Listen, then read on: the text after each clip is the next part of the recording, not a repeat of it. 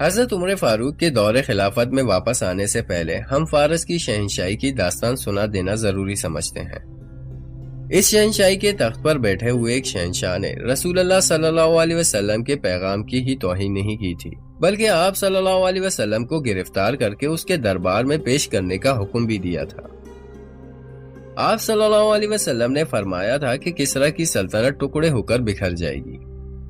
آئیے دیکھتے ہیں کہ کسریٰ کے محل پر اللہ نے اپنے رسول کی توہین کی پاداش میں کس طرح قہر نازل کیا۔ فارس کا بادشاہ اردوشیر مر گیا تو فارس کی شہنشاہی نے زلزلے کے شدید جھٹکے محسوس کیے۔ خطرہ پیدا ہو گیا تھا کہ تخت کی وراثت پر ایک بار پھر شاہی خاندان میں خون خرابہ شروع ہو جائے گا۔ وطن اور قوم پرست امراء وزراء نے آذرمیت خط کو تخت پر بٹھا دیا۔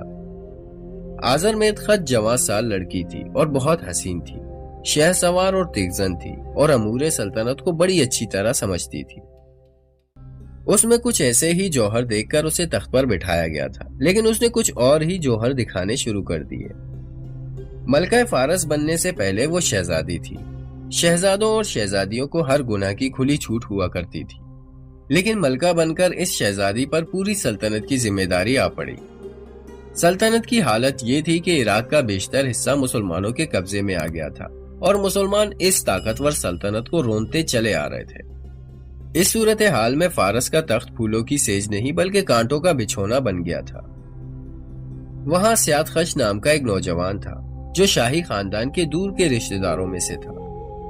محل کی دنیا کے باسی جانتے تھے کہ آذرمیت سیاد خش میں جو دلچسپی لیتی ہے وہ عام قسم کی دلچسپی نہیں۔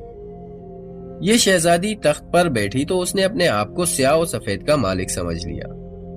اس نے پہلا کام یہ کیا کہ سیاد خش کو بے شمار جاگیر عطا کر دی اور اسے حکومت میں ایک اونچا رتبہ دے دیا۔ پھر اس نے سیاد خش کے خاندان پر نوازشات کا می برسا دیا۔ ملکہ عالیہ، ایک روز بوڑھے وزیر نے اسے کہا، آپ کو تخت پر اس لیے نہیں بٹھایا گیا تھا کہ تخت خالی نہیں رہنا چاہیے، نہ ہی یہ تخت آپ کو ورثے میں ملا ہے۔ ہم نے آپ میں کچھ خوبیاں دیکھی تھی۔ سلطنت کے حالات دیکھیں اور اس کے مطابق حکم جاری کریں۔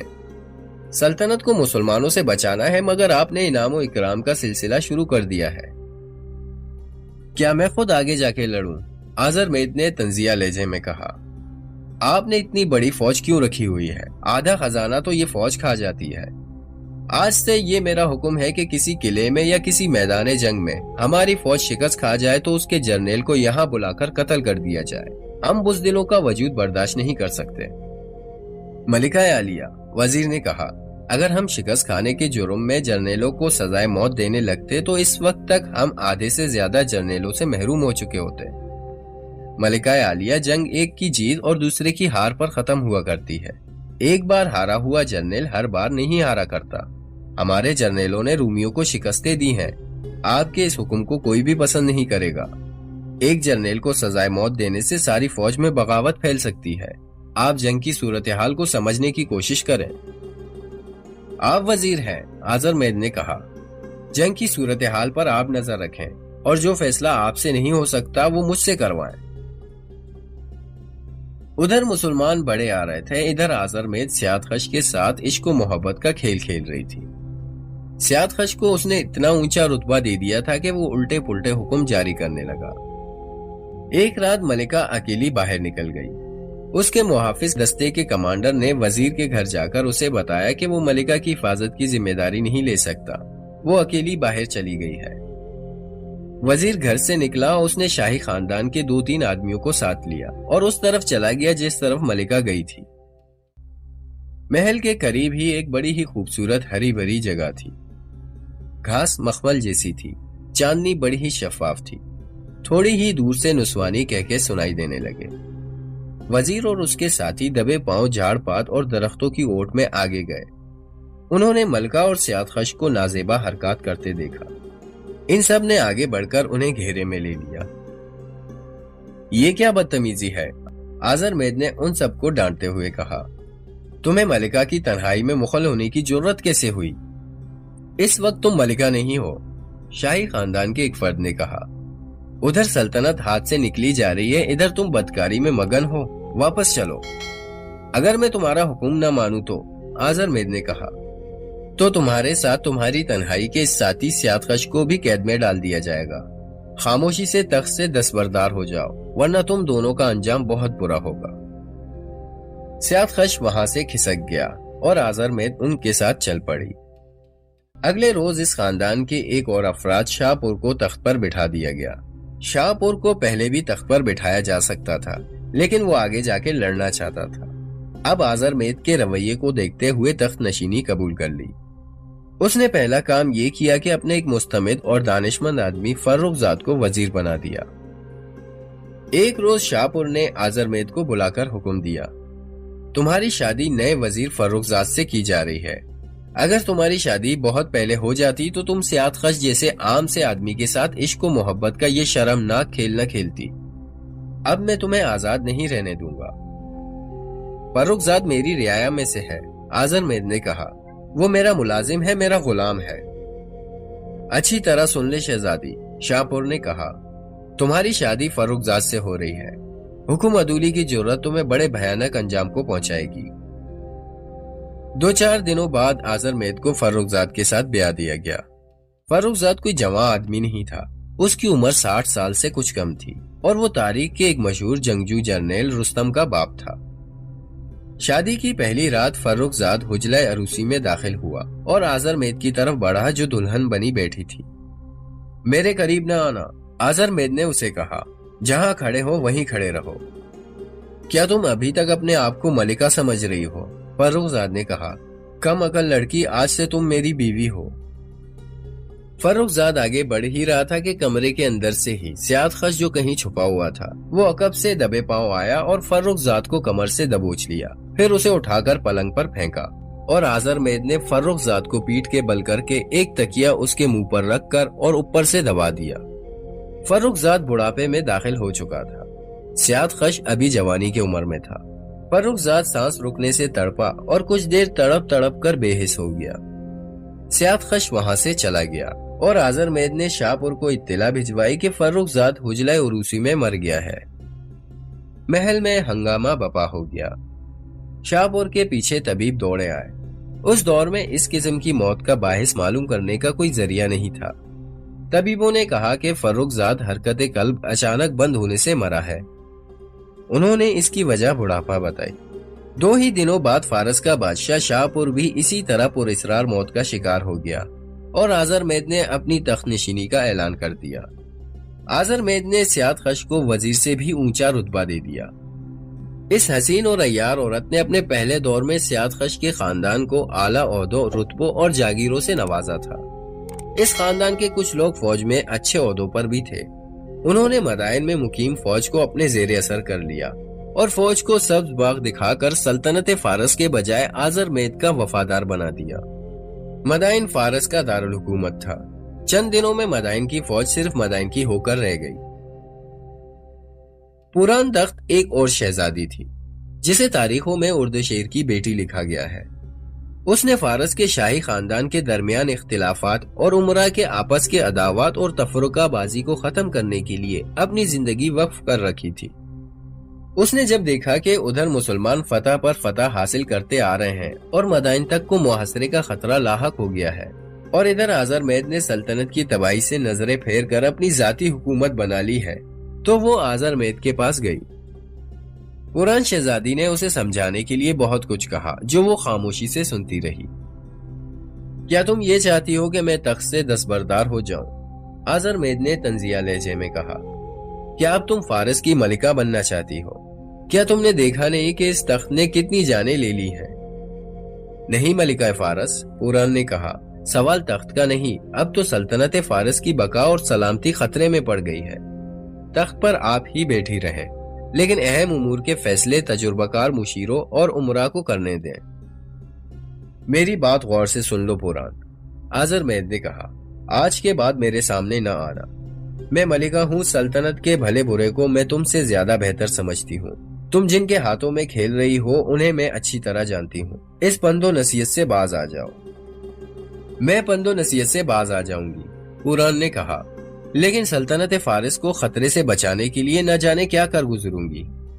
میں ایک بار پھر کہتی ہوں کہ اس تخت نے کسی کے ساتھ وفا نہیں کی۔ اور یہ بھی سوچ لو کہ فارس ہی نہ رہا تو کیا مسلمان آپ کو تخت پر بٹھائیں گے؟ مسلمان مدائن کو فتح نہیں کر سکتے، آذرمید نے کہا، اور کوئی مجھے اس تخت سے اٹھانے کی جرت نہیں کر سکتا۔ ایسے جرت مند لوگ موجود ہیں ملکہ، پوران نے طنزیہ لہجے میں کہا۔ مجھے ایک بار تخت سے اٹھا کر شاہپور کو بٹھایا گیا تھا، آذرمید نے کہا۔ کہاں ہے شاہپور؟ مجھے مجبور اور بے بس کرنے کے لیے فرخزاد کی بیوی بنا دیا گیا تھا۔ فرخزاد کسریٰ کے خاندان کا فرد نہیں تھا، وہ شاہی خاندان کا ملازم تھا۔ میں اسے اپنا غلام سمجھتی تھی۔ میں اپنے غلام کی بیوی کیسے بن جاتی؟ میں نے شادی کی پہلی رات کو اس کی زندگی کی آخری رات بنا دیا۔ اس تخت و طاؤس پر جو کوئی ہاتھ ڈالے گا وہ ان دونوں کے انجام کو پہنچے گا۔ قرآن کو پہلے ہی شک تھا کہ فرخزاد حرکت قلب بند ہونے سے نہیں مرا بلکہ اسے مارا گیا ہے۔ اب آذرمید کی باتوں سے یہ شک یقین میں بدل گیا۔ فارس کا مشہور و معروف جرنیل رستم فرخزاد کا بیٹا تھا۔ اسے یہی بتایا گیا تھا کہ اس کے باپ کی موت حرکت قلب بند ہونے سے واقع ہوئی ہے۔ وہ اسی کو سچ مانتا رہا۔ وہ اس وقت خراسان کے سرحد پر تھا۔ ایک روز مدائن کا ایک گھوڑ سوار اس کے پاس سرحد پہنچا اور اسے پوران کا تحریری پیغام دیا۔ اس میں پوران نے مدائن کے حالات اور آذرمید کی فرعونیت کی تفصیل لکھی اور پھر لکھا، آپ کے والد فرخزاد کی موت طبعی نہیں تھی۔ آپ کے والد کو آذرمید اور سیادخش نے شادی کی پہلی رات ان کا سانس روک کر قتل کیا تھا۔ آپ پر دو فرائض عائد ہوتے ہیں، ایک یہ کہ اپنے والد کے قتل کا انتقام لینا ہے اور دوسرا فرض سلطنت فارس کی عظمت کا تحفظ کرنا ہے۔ میں بتا چکی ہوں کہ آذرمید اور سیادخش نے اپنا لشکر تیار کر رکھا ہے۔ جب بھی آئے اکیلے نہ آئے، پوری فوج ساتھ لائے۔ آپ کو لڑائی لڑنی پڑے گی۔ رستم نے جب یہ پیغام پڑھا تو غصے سے اٹھ کر کھڑا ہو گیا۔ اس نے کچھ سوار دستے منتخب کیے، ان دستوں کو ساتھ لے کر مدائن کو چل پڑا۔ اس کی پیش قدمی بہت تیز تھی۔ کسی ذریعے سے آذرمید اور سیادخش کو پتا چل گیا کہ رستم ان کے خلاف فوج لا رہا ہے۔ آذرمید نے مدائن کی فوج کے چند دستے رستم کو روکنے کے لیے مدائن سے کچھ دور بھیج دیے۔ رستم تیز و تند آندھی کی طرح آ رہا تھا۔ اس نے اپنے دستوں سے کہا کہ مدائن کی فوج کا ایک بھی آدمی واپس نہ جائے۔ رستم نے اپنے دستوں کو پہلے ہی مشتعل کر رکھا تھا۔ ان سوار دستوں نے پھیل کر مدائن کی فوج کو گھیرے میں لے لیا۔ رستم نامور اور تجربہ کار جنرل تھا۔ اس کی جارحانہ قیادت نے آذرمید کے دستوں کو بے بس کر دیا۔ مارکے میں بہت خون ریزی ہوئی۔ آخر رستم کی فوج نے آذرمید کی فوج کو کاٹ کر ڈھیر کر دیا۔ پھر رستم نے مدائن کا محاصرہ کر لیا۔ مدائن کی فوج نے محاصرہ توڑنے کی بہت کوشش کی، لیکن محاصرہ کرنے والوں کا قائد رستم تھا۔ شہر کے اندر پوران شہزادی موجود تھی اور آذرمید اور سیادخش کے مخالف امراء بھی موجود تھے۔ انہوں نے کوئی ایسا خفیہ انتظام کیا کہ ایک دروازہ کھول دیا۔ رستم کے دستوں کے لیے یہی کافی تھا۔ سوار اس دروازے سے شہر کے اندر داخل ہو گئے اور ایک اور دروازہ کھل گیا۔ شہر کے اندر لڑائی شروع ہوئی تو پوران اور اس کے حامی امراء گھوڑوں پر سوار ہو کر شہر میں بھاگنے دوڑنے لگے۔ رستم بھی اندر آ گیا۔ یہ سب چلا چلا کر کہہ رہے تھے کہ آپس میں نہ لڑو، تم بھائی بھائی ہو، ایک دوسرے کا خون نہ بہاؤ، انہیں قتل کرو جو تمہیں لڑا رہے ہیں، تباہ ہو جاؤ گے، اپنے بہنوں کو بیوہ نہ کرو۔ اس طرح اعلان کر کر کے اس خانہ جنگی پر قابو پا لیا گیا۔ آذرمید اور سیادخش کو اس وقت پکڑ لیا گیا جب وہ بھاگنے کی کوشش کر رہے تھے۔ رستم نے تمام فوج کو ایک جگہ اکٹھا کر کے آذرمید اور سیادخش کو ایک چبوترے پر کھڑا کیا۔ فوج کے دونوں دھڑوں کو بتایا کہ ان دونوں نے کس طرح تخت و تاج کے لالچ میں بھائی کو بھائی کا دشمن بنا دیا تھا۔ رستم نے یہ ساری رداد سنا کر سیادخش کو آگے کیا اور اپنی تلوار سے اسے قتل کر دیا۔ پھر جلاد کو بلا کر کہا گیا کہ آذرمید کی آنکھیں نکال کر اسے شہر سے نکال دیا جائے۔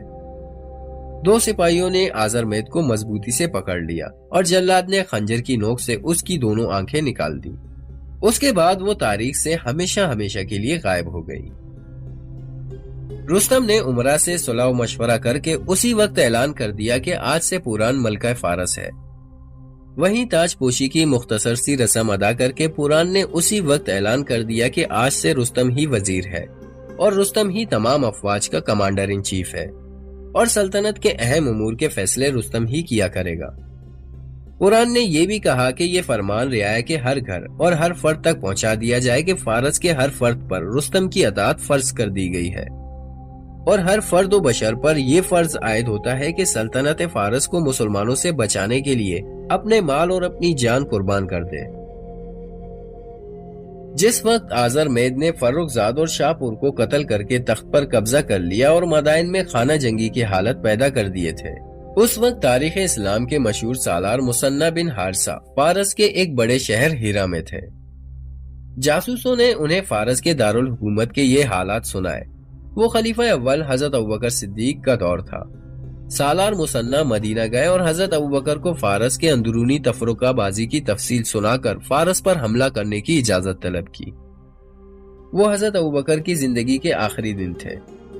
حضرت ابوبکر نے حضرت عمر سے کہا کہ مثنی کو زیادہ سے زیادہ آدمی اکٹھا کر کے دو۔ اس کے فوراً بعد حضرت ابوبکر صدیق انتقال فرما گئے اور حضرت عمر خلیفہ بنے۔ اس سیریز کے ابتدائی اقساط میں بیان ہو چکا ہے کہ حضرت عمر اور حضرت مثنی نے کس طرح لوگوں کو عراقی محاذ پر جانے کو کہا تھا اور لوگوں کا رد عمل کتنا سرد سا تھا۔ اس کے بعد رضاکار مجاہدین اپنے آپ کو پیش کرنے لگے، اور جب مثنی مدینے سے محاذ کو چلے تو ان کے ساتھ 1000 رضاکار تھے۔ راستے میں رضاکار ان کے ساتھ ملتے گئے اور تعداد 4000 تک پہنچ گئی۔ جب مثنی محاذ پر پہنچے تو ان کے ساتھ جو مجاہدین تھے ان کی تعداد 10,000 ہو گئی تھی۔